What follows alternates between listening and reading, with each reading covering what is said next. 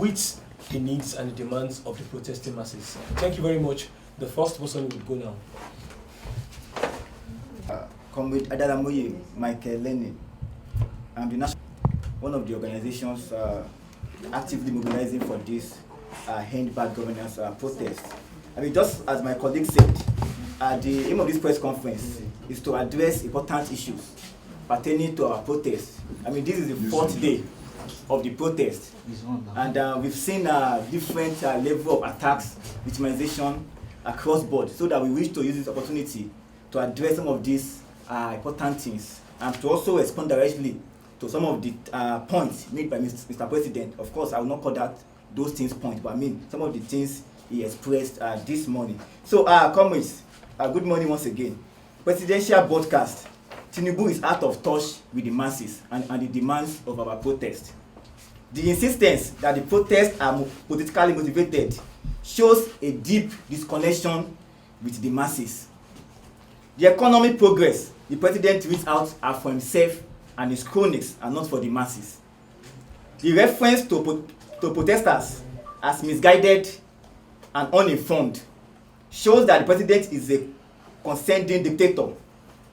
We wish to express our sadness and deep disappointment at the latest broadcast by President Tinubu, which is the first address to the nation ever since the End Bad Governance protest started, which is now on the fourth day.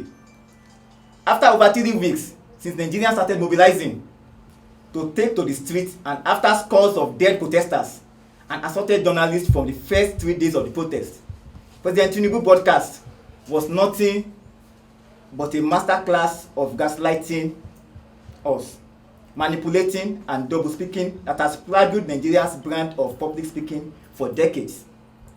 Many had requested genuinely that the president should address the nation when the protest was being mobilized for, and some even felt that the president should also address even when the protest started, that perhaps he could make some points that could help douse whatever tension is on board. But to the surprise of many, who genuinely felt that if the president had addressed the nation, some of the demands of the protesters would have been captured and sharply addressed by the president. Many of them are today disappointed by what the president read out today.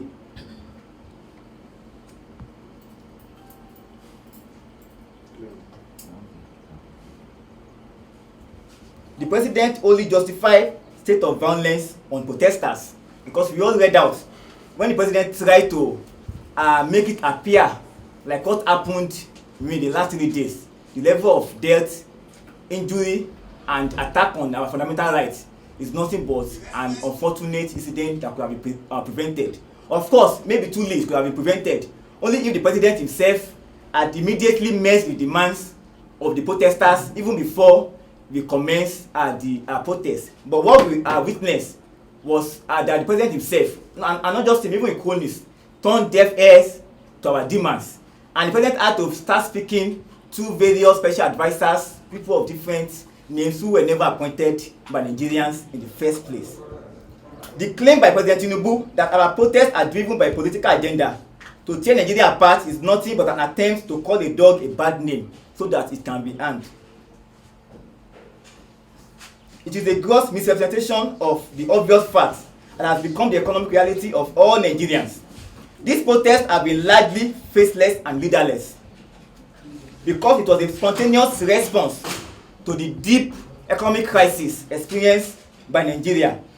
The sharp inequality, barbarous corruption, and gross human rights abuses that we have seen every day before us.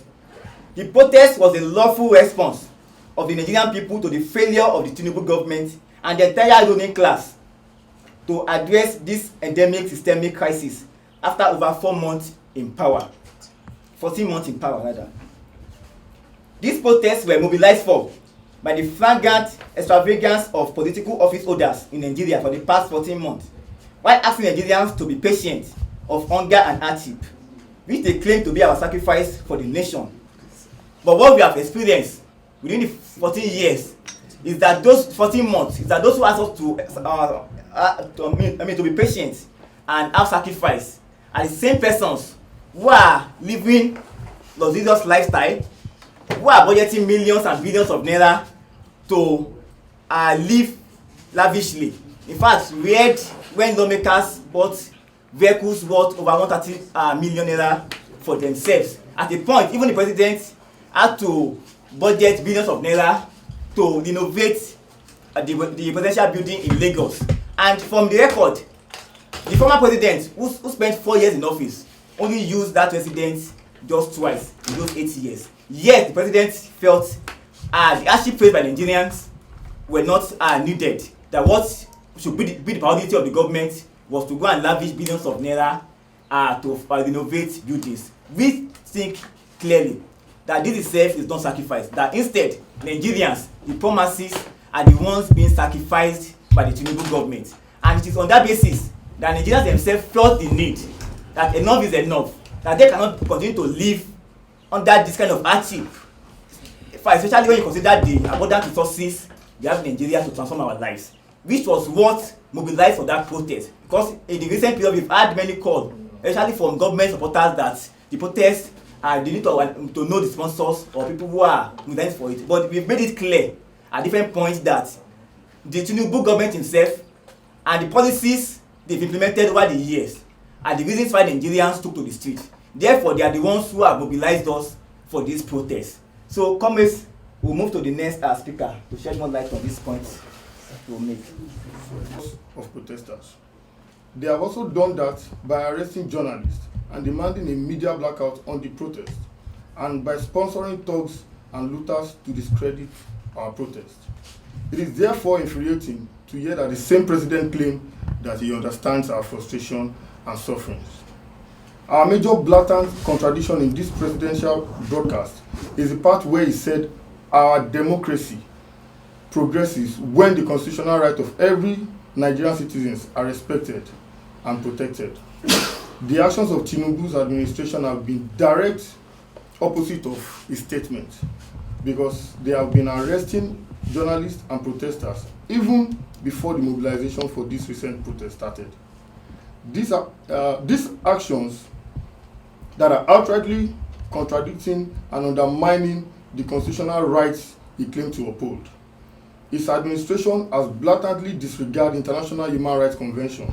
Yet he said in the broadcast that the security operatives should continue to maintain peace, law and order, following the necessary conventions of the human rights, to which Nigeria is a signatory.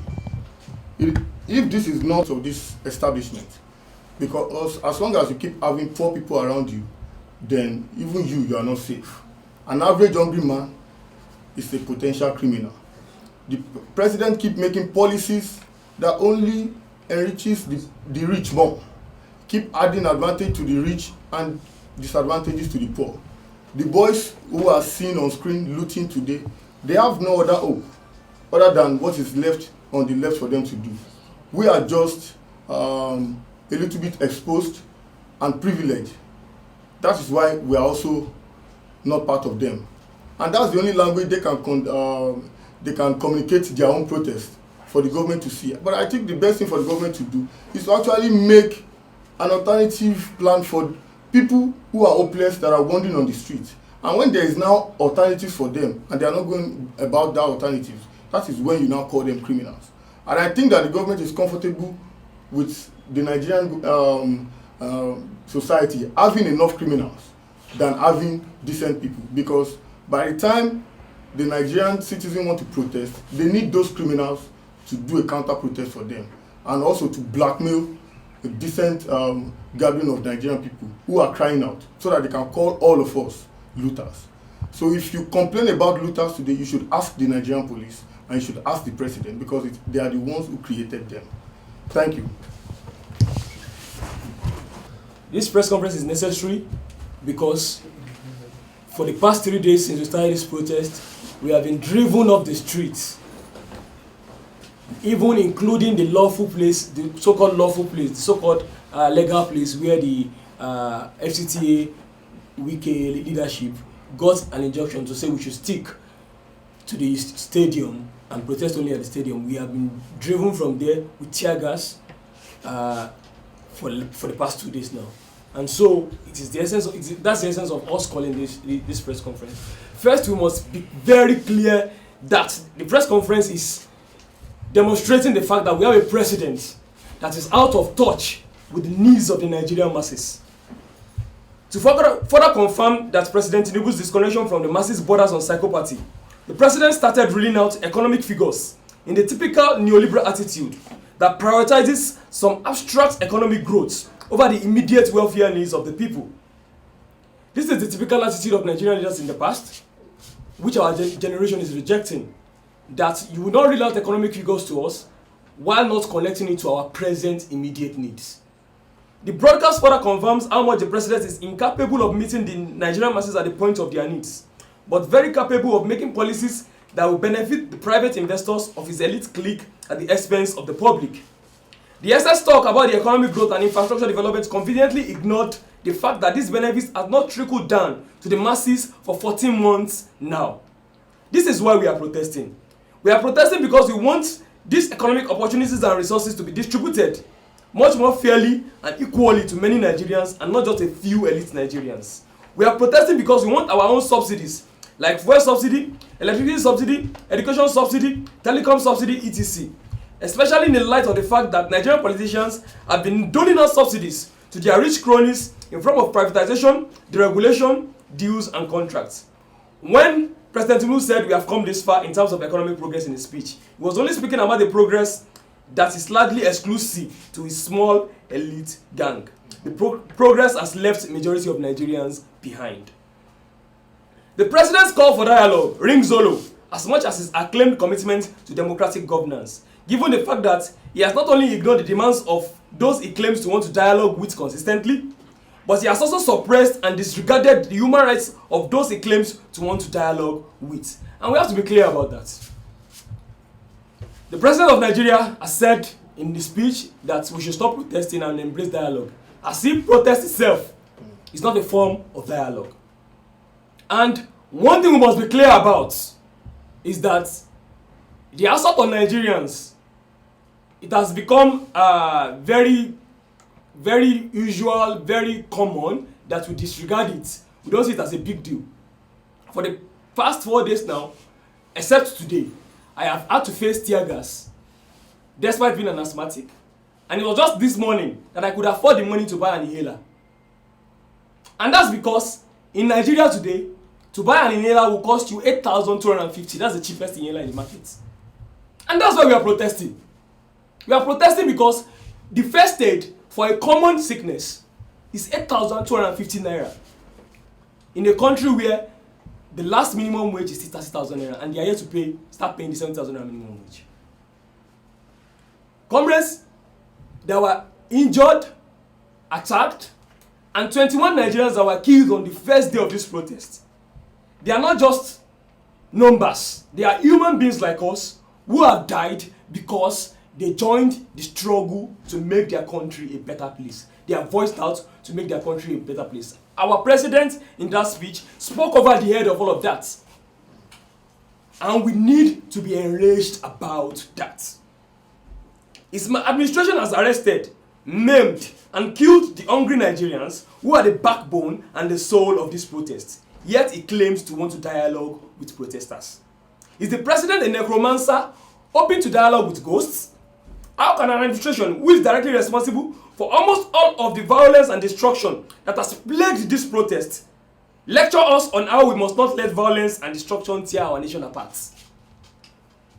The president has tried to make us look like we are the violent ones. But every day since we've been organizing, the violence has been incited by the Nigerian police, the DSS, the soldiers, and the civil defense. And we are saying that as Nigerians, we should not have to beg, we should not have to explain ourselves before we express our right to protest. The president's broadcast is dismissive and condescending to the people he claims to serve. The implicit claims that we are misguided and uninformed shows that he is unaware of our role as citizens. which is to inform and guide him on the issues that matters to us. The issue we met on ground in Nigeria has been that we have had a country where we praise our leaders as if they are not our servants. We believe it is the role of the citizens, the responsibility of the citizens to guide and inform the leaders. And so, the implicit attempt of President Tinubu to make us look like we are misguided, we are uninformed, we are sponsored, and that's why we are protesting, shows again that our president is out of touch. He should be listening. We should be the ones lecturing him on democracy and good governance and policies to address the issues fueling the protests. Given Tinubu's gargantuan history of corruption and self-enrichment through public wealth, he is the one who needs a lecture and probably a mental rehabilitation. He is so corrupt that he has reduced the trust of Nigerians in the government just by emerging as president. We cannot look out there. Across countries in Africa, people are taking polls of how much people have trust in their government. And Nigeria today is lowest on those polls because just by emerging alone, through a very corrupt electoral process, Tinubu has reduced the confidence of the people, the trust of the people in their governance. And a country where people don't trust in the governance of the day is a country that will especially be unstable. Because if the government is not responsible to the people do not owe anything to the government, and they do not owe the government to respect any law and order. And that is writing letter to chaos. And that is why we are saying we are the peaceful ones in this protest. We are the ones trying to ensure that Nigeria does not descend into chaos because of the poverty, the instability, the alienation that we see every day on our streets. We must state clearly that this broadcast only makes it clearer that Tinubu is a dictator and not a democrat. The broadcast only exposes Tinubu for who he is, a megalomaniac and unprincipled dictator who wants to use force and coercion to consolidate his power. We therefore call on all Nigerians to come out in large numbers to continue this protest on Monday until our demands are met. By now we would notice that the Tinubu government has gone to the press to tell the press to stop capturing this protest with the hope that they can kill us all in silence. Yesterday, before we started the protest, where we were tear-gassed at the National Stadium, the cronies of the Tinubu government had gone online to say that protest is not holding today, that the youth are afraid, they can no longer protest again. But when that protest gathered momentum, they tear-gassed us and dispersed us.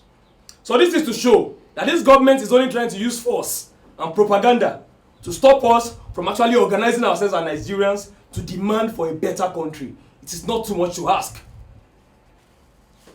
The two-pronged approach of violence and propaganda has failed. The violence and repressions are just attempts to silence and control us, and the propaganda cannot sway or fool us. The struggle for a new and better Nigeria continues. We must not be tired. The future of Nigerians depends on our determination at this moment. And we use this opportunity to call on the people of Nigeria, especially those living in the FCT, to make their best efforts to participate in the protests as from tomorrow. We appreciate the fact that many Nigerians have trooped out to say that our demands are legitimate. This is the reality on the streets.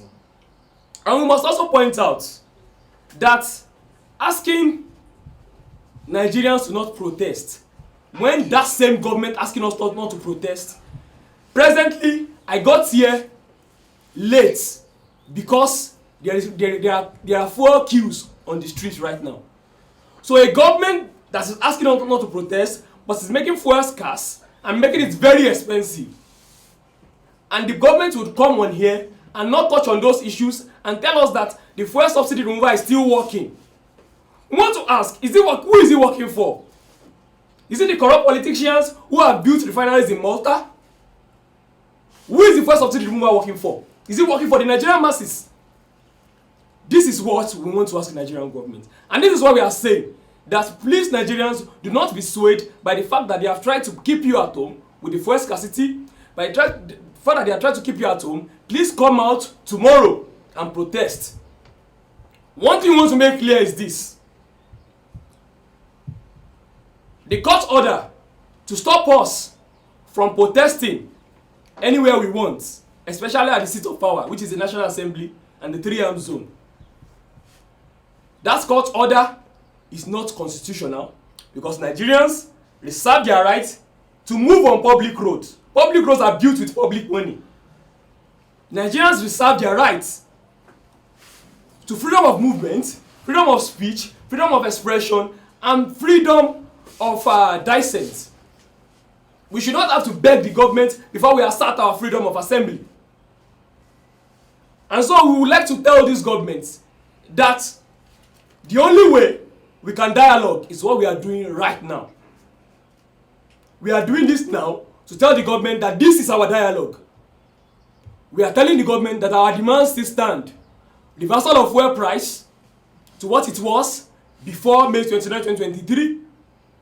Reversal of electricity hike, tariff hike.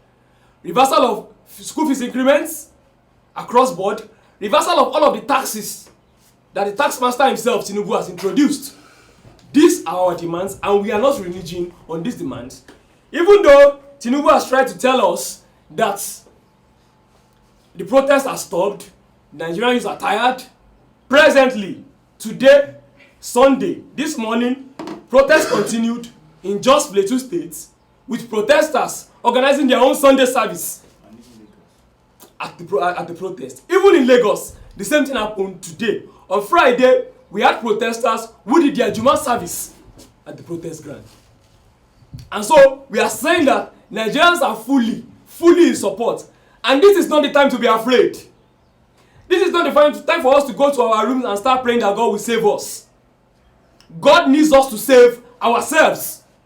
This is not the time to start saying, Shebi, God saved us from Abacha now. God will save us from this one. To know, this is not a military regime.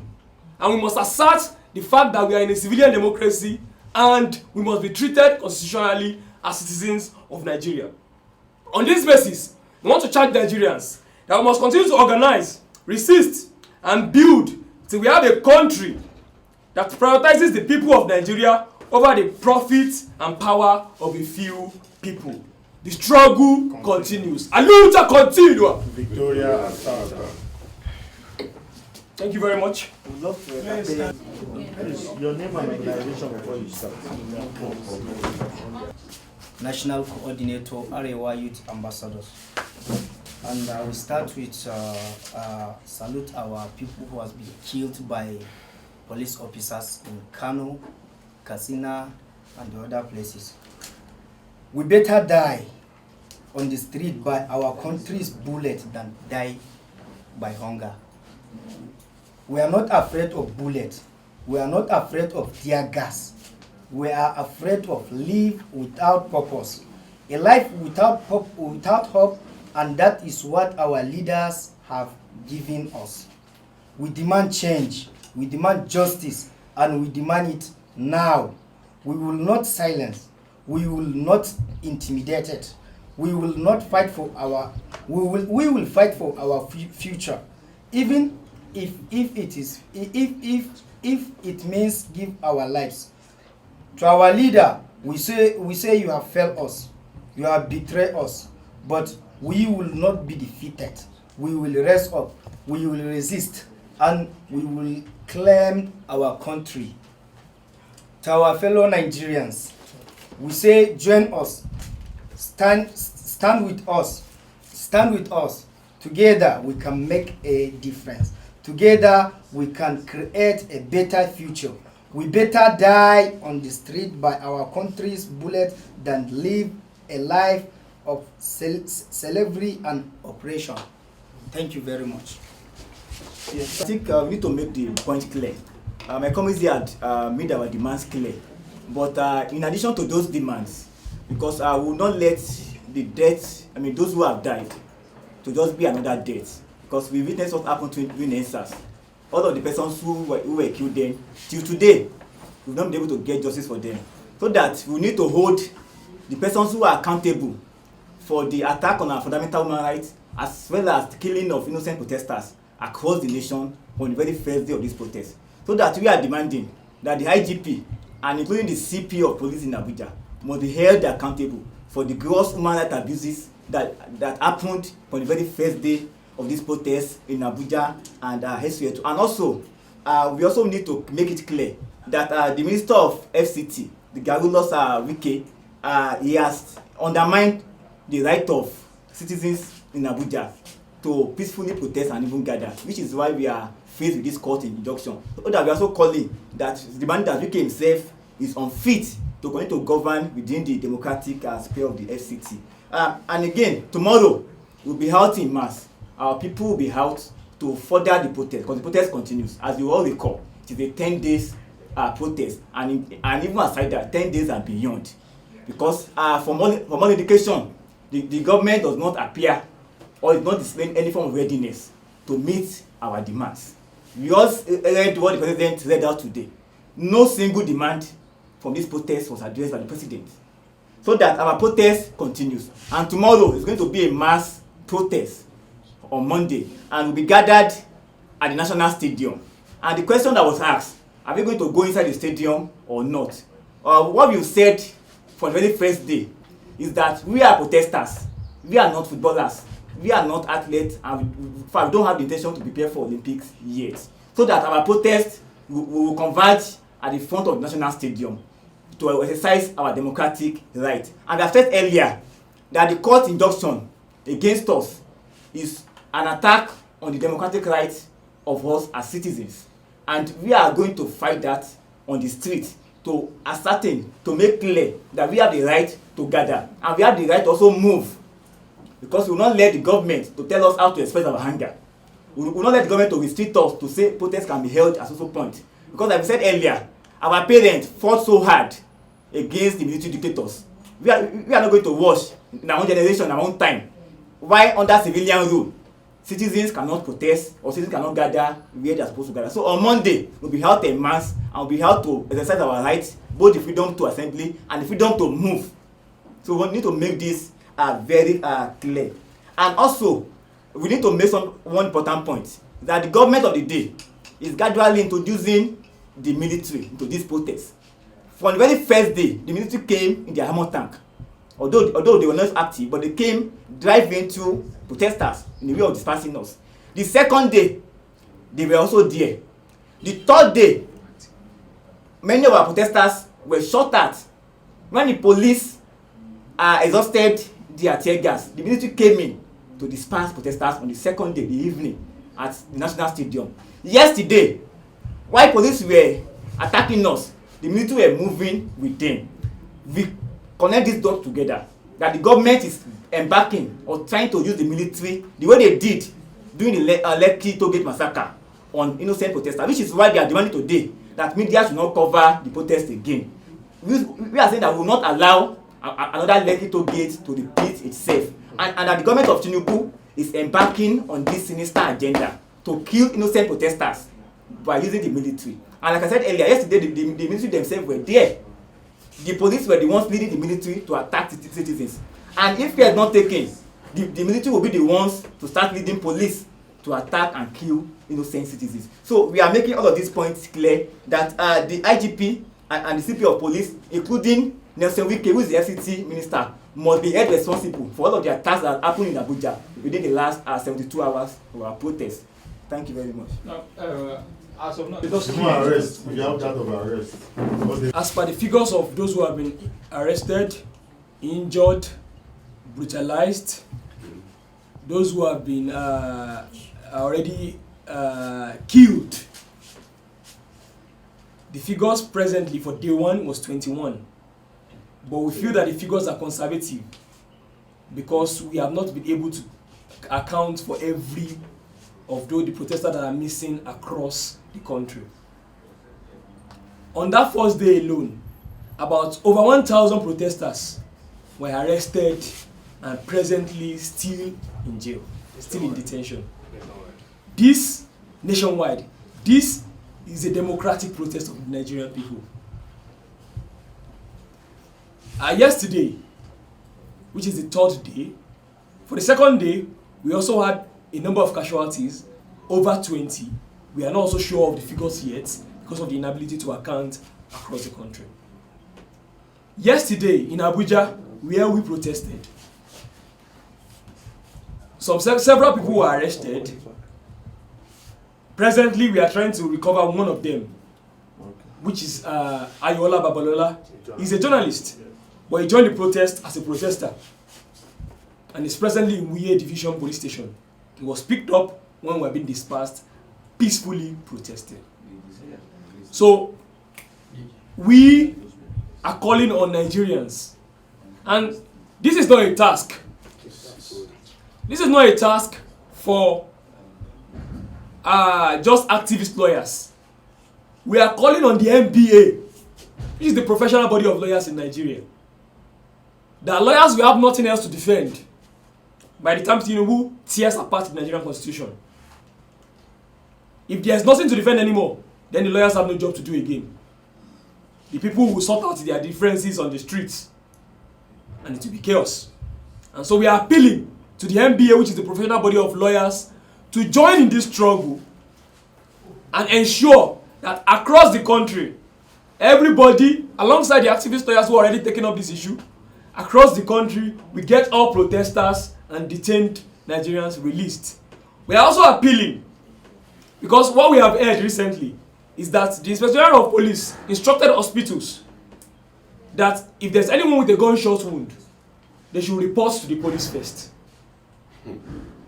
This is something that's created crisis in this country last year in Abuja, when someone was not treated because the doctors were waiting for a police report. The same police came and said it is no longer necessary, that doctors can start treating people. But because the protest is going on, they brought in that policy again and are asking that if there's anyone with gunshot wound, the doctors should report to the police before they are treated. That only means that the police is preparing to shoot protesters and ensure that they don't get treatment until they are dead. This is the climate we are in Nigeria. And everybody must be aware we are now in a civilian dictatorship. We must be very, very aware of that. And we must be ready as Nigerians to defend our rights to have a democratic country. Thank you. Thank you very much. Thank you very much. Forever. Solidarity forever. Solidarity forever. We shall always fight for our rights. There is victory for us. There is victory for us.